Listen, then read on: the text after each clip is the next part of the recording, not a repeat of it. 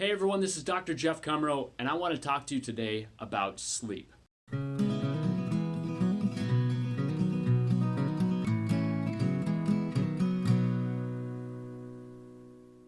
Sleep is just something that Americans in general do not get enough of. There are two different types of sleep disorders.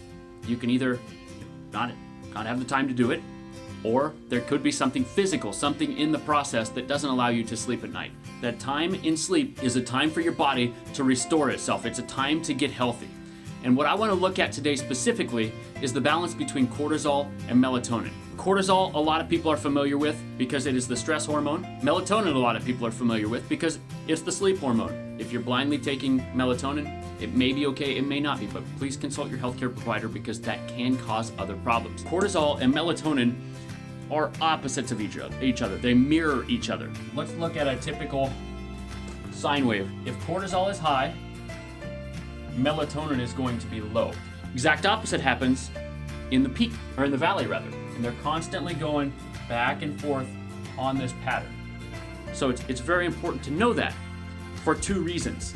Now the first reason is when you have a consistent flow here, these are your circadian rhythms. You may or may not have heard of those. They drive your other behaviors. So they can drive your sleep, they can drive hunger, they can drive your mood and your energy and all these other things. So it's a very important pattern to have. But the more important part of this is if you are all over in your sleep pattern, guess what that does to this? You're not hitting the optimal times. So you're going to have trouble sleeping. That's one important point to take out of this. Consistency in your sleep and wake cycle is very, very important for the quality of your sleep. Now, the other thing that we want to look at here, when we look at stress, what does stress do? Like we talked about, stress increases your cortisol level. So instead of just peaking out right here, your cortisol level may continue to go up. And when it comes down, it doesn't come as low as it should. So when this doesn't come down as low as it should, your melatonin doesn't reach as high as it should. So instead of reaching clear up here, it might only make it up to here. If melatonin is the sleep hormone, guess what that does to your sleep?